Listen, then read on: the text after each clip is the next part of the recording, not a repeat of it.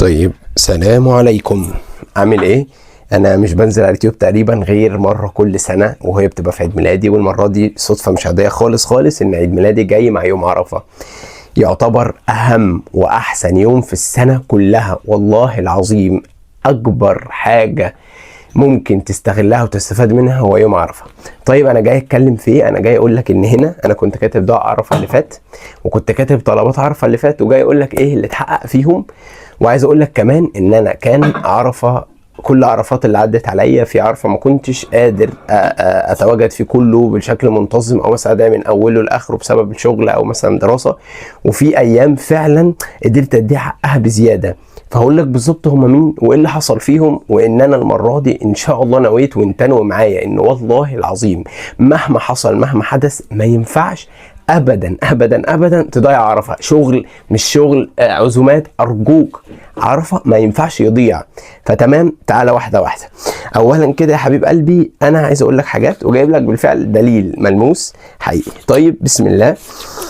عايز اتكلم حضرتك في ايه؟ عايز اقول لك 2 عرفه دعيت فيهم كويس قوي، اهتميت بيهم من اولهم من ساعه الفجر فعلا لاخرهم، وهقول لك اللي حصل فيهم. عرفه سنه 2021 وعرفه 2025 اللي فات ده. طيب، تعالى نقول عرفه 2021. انا كنت ثانويه عامه واتكلمت في الموضوع ده قبل كده، بس ده كان اكتر يوم انا فعلا كنت طبعا في اخر السنه، فاصلا طاقتك مش عايز تذاكر، مش عايز تعمل حاجه. ولكن في الوقت ده قررت ان انا اليوم ده هبداه من الفجر ولحد المغرب، مش هعمل حاجه غير ان انا هدعي. ونويت اليوم ده بالذات ان انا اصلي الفجر كده في المسجد، اقعد انوي، احاول اعمل جزء من القران على الاقل طبعا ان شاء الله، وزياده اللي يقدر يزود يزود. ومن بعد كده اهو تعالى بقى اطلع ادعي وموت في الدعاء. ويا جماعه في سر جميل في سوره مريم، سورة مريم والله العظيم، كاف هاء يا عين صاد، ذكر رحمة ربك عبده زكريا إذ نادى ربه نداء خفيا. لازم يبقى ليك نداء خفي في يوم عرفة. والله العظيم نداء الخفي ما بينك وبين ربنا في يوم عرفة لازم هيتحقق ولازم هيصيب، وبإذن الله قبل عرفة اللي بعده هيكون اتحقق، يا إما إن شاء الله في وقت تاني، وقت ما ربنا يشوف إن هو مناسب. أنا جاي نقول لك تجربتي الشخصية حقيقي عن يوم عرفة. نتكلم عن عام 2021. دعيت من كل قلبي، دعيت بكل إخلاص. هقول لك كمان صيغة الدعاء اللي هي باسم الله الأعظم، وهحطها لك في الكومنتات عشان ما تنساهاش. تمام؟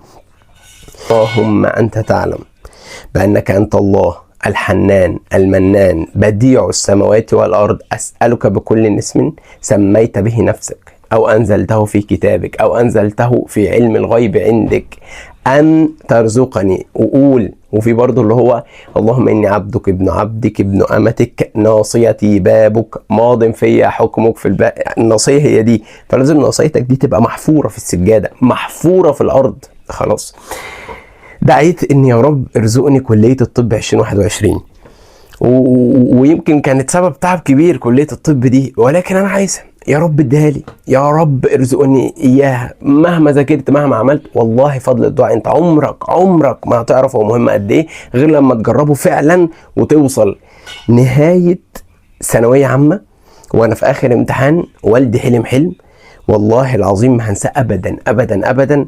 يعني احد الصحابه الكرام، مش متذكر بالظبط عشان ما ابقاش بتقول، جه بيقول له دعاء عرفه استجيب. والله العظيم قبل نهايه الامتحانات، والله العظيم قبل نهايه الامتحانات، ساعتها بابايا يعني بارك لي وقال لي هنيئا ليك وقد كان وحصلت. والله العظيم ما بكذب وهذا حدث، وبابا ان شاء الله يشوف الفيديو ده ويعني يقول انه فعلا حصل. خلاص، فحصل وقد كان، ودخلت الكلية الحمد لله اللي قلبي اتمناها بفضل الدعاء طبعا جنب السعي. بس انت ما تعرفش يعني ايه يا اخي.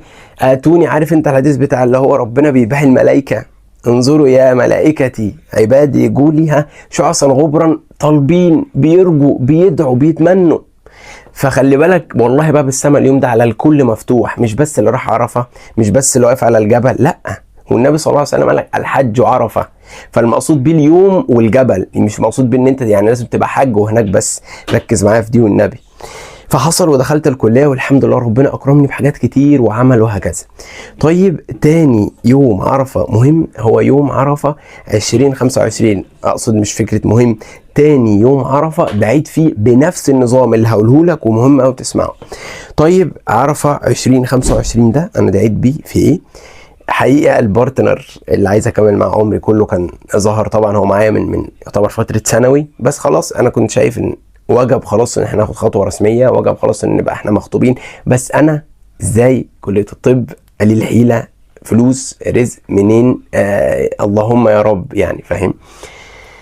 فدعيت قوي قوي ان يا رب بغيت الحلال، وحقا على الله ان يرضي طالب العلم وطالب الحلال. يا رب طالب الحلال، يا رب طالب الحلال، بنفس الطريقه ونفس المواقيت اللي دعيت فيها. الوقت كله حلو بس انا هقول لك وانت اسمعني. ده 2025 حلو. يا رب يا رب يا رب عايز يعني اخطب، يا رب عايز اتقدم بشكل رسمي، وارزقني بالرزق ده من حيث لا احتسب، لان انا احاول اتقيق، ومن يتق الله ايه يجعل له مخرجا ويرزقه من حيث لا يحتسب. خلاص احنا في 2026 ما بين عيد ميلاد ال 23 وعيد ميلاد ال 24 بس. طيب حصل ايه؟ بص معايا، بص دي ايه؟ بص دي الدبله. الحمد لله حصل واتخطبنا في شهر 8، وكانت خطوبة جميلة وربنا كرم جدا جدا جدا فيها. ولما تيجي تطلب من الملك الجبار بتطلب قوي، فقلت له اديني كل حاجة تمام. فعرف اللي بعده هعيط. والله العظيم عمري ما كنت اتخيل ده يا جماعة. اللي بيضيع عرفة خسران والله العظيم.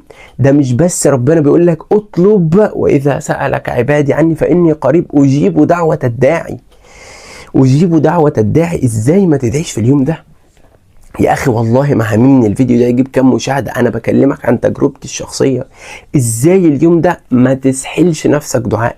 وبالمناسبة برضه عشان ما بقاش كداب، عرفة اللي فات بابايا كان في الحج، فبرضه دعالي يعني فاهم. فلو احنا كنا شغالين من هنا في مصر وهو هناك على الجبل، ولكن يعني ادعي، مرمغ نفسك دعاء. اي والله سبحان من رزق، سبحان من وهب، سبحان من اعطى، سبحانه. وجنب ده طبعا السعي مطلوب، يعني جنب السعي الشديد ده دوست على نفسي جدا في كذا وظيفة، جالي يعتبر ديسك في ظهري، ولكن دي قصاد دي، ويأتيك الأشياء ناقصة لتكملها برضاك. فوالله راضي، والله مبسوط، والله سعيد، وعادي يعني. الصحة كده كده طالعة نازلة بتروح وتيجي، كل شيء بإيد ربنا. مرضي تماما، مبسوط تماما، بقول له الحمد لله يا رب تماما. طولت عليك والدخلة كانت طويلة. حلو. الحاجة التانية الدعاء والخطوات. ايه بقى هي؟ ايوه قول لي والنبي، ايه بقى هي الدعاء والخطوات دي يا عم حسن؟ بص يا صديقي، هتبدأ يومك من الفجر. ارجوك ما تضيعش، انت كده هتنهي الصيام فهتتسحر، ارجوك ما تضيعش الفجر في المسجد اليوم ده، او مع اسرتك طبعا جماعة. المهم جماعة بس اساسي في المسجد. تو ما تخلص صلاة الفجر ارجوك ما تطلعش تنام، امسك المصحف واختم على الاقل جزء ما تيسر، وزيادة لسه بقى اليوم معاك. حلو. هتخلص دي صدقني ادعي ومرمغ وشك في السجادة من طلعة الفجر. يا رب باسم الله الاعظم. بقول لك ايه، ده هو كام ساعة؟ انت لما تبقى عايز حاجة من حد بتلزق له، ما تسيبش اليوم ده. ادعي الفجر وبعد كده هتموت من التعب، فتنام تصحى مثلا الظهر، هتنزل تصلي الظهر في المسجد وتدعي نفس الحاجه. يا حبيب قلبي انا بقول لك معاك شويه وقت وعيش، فانت ليه ما تعيش؟ موت نفسك دعاء ارجوك. الدعاء صدقني البي دي افس بتتبعت قد كده. طبعا اللهم اتنا في الدنيا حسنه وفي الاخره حسنه وقنا عذاب النار، والجنه والاخره والدنيا، كل الحاجات الاساسيه طبعا الاول ربنا يثبت قلوبنا على دينه يا رب. ولكن ما بعد ذلك يعني ولا تنسى نصيبك من الدنيا. بس تبقى عارف ان الدنيا اللي هيجيبها لك هو برضه، اوعى تنسى دي، هو بس اللي هيجيب لك الدنيا. فادعي له قوي قوي قوي، وارجوك ما تسيبش دقيقه غير وانت بتسبح يا بتستغفر يا بتعمل. السوشيال مش هتفيد يعني. انا الحمد لله هحاول انزل لك الفيديو ده، ضغطت نفسي على قد ما اقدر عشان انزله لك الليله اللي هي قبل ما نبدا عرفه، عشان نقول بسم الله وندوس، ما نفكرش في حاجه غير ان احنا نجري جامد جامد جامد، نعمل احسن مستوى في يوم عرفه. خلاص. بعد كده هتيجي على قبل المغرب، ما بين العصر والمغرب، الختام الحجاج بينزلوا وحضرتك بتختم جزء كمان باذن الله في القرآن، ثم بتعيد الدعاء كاملا وزياده. اوعى تنسى تحرم نفسك من الزياده. قول كل اللي انت عايزه. على فكره اطلب من ربنا عربيتين وشقتين واربع ازواج. ما حدش يقول لها الموضوع ده. المهم يعني نطلب من ربنا كل حاجه كل حاجه وزياده، وقول له يا رب وزياده. اللهم لك الحمد يا حبيبي. قول وزياده وزياده. ولو انت كنت دعيت عرفه اللي فات ولكن بقلب غير حاضر، بحاجه يعني ما حضرتش الخشوع فما تحققتش، قول تاني وتالت لحد ما تموت. اوعى تيأس، اوعى تحبط، اوعى تقول انا مش هدعي تاني. انت بتحرم نفسك من ايه؟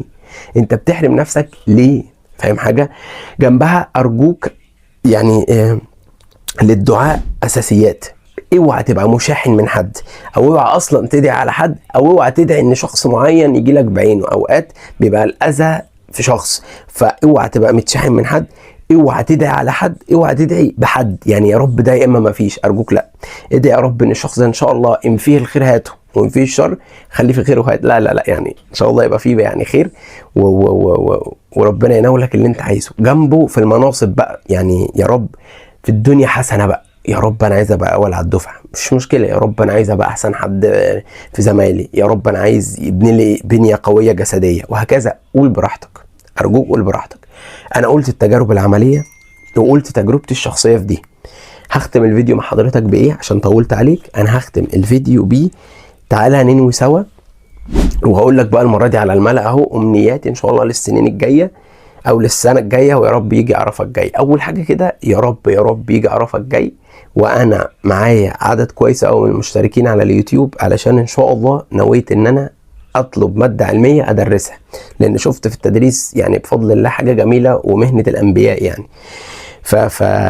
يا رب اتمنى ان شاء الله عرفه الجاي اكون بقى معايا عدد كبير جدا جدا، هسيبها مفتوحه. اتمنى فوق ال10,000، اتمنى فوق ال100,000، اتمنى كل حاجه اسيبها مفتوحه، ويا رب يمكن اخش عرفه ده نفسه معدل ال1000 ان شاء الله على اليوتيوب. اتمنى يكون بقى ليا شغل الثابت، وان شاء الله مدى يكبر ويبقى قد الدنيا. اتمنى اكاشا اللي هو يعتبر سيرجيكال كاب ان شاء الله تبقى احسن حاجه في الدنيا، وتبقى الشركه رقم واحد في الميديكال ويرز عموما، وان شاء الله اكتر من ميديكال ويرز. اتمنى ربنا يفرح اختي جدا جدا جدا، لان هي نور عيني، اختي مريم الكبيره، واختي نور برضو ان شاء الله يكرمها في ثانويتها جدا جدا، دعواتكم. ويفرح قلب ابويا وقلب مامتي ويبارك لنا في بعض، وطبعا الجماعه واسرتها كلهم ربنا يفرحهم جميعا، ويخلي لي اصحابي ويبارك لي فيهم، بالذات كل اصحابي يعني مش عايز اقول اسم صراحه، بحبهم كلهم، اقسم بالله بحبهم كلهم. وبس. السلام عليكم. يا رب يا رب ينولكم اللي انتوا عايزينه، واسف لو طولت تاني. اوعى تنسى تدعي في عرفه. سلام.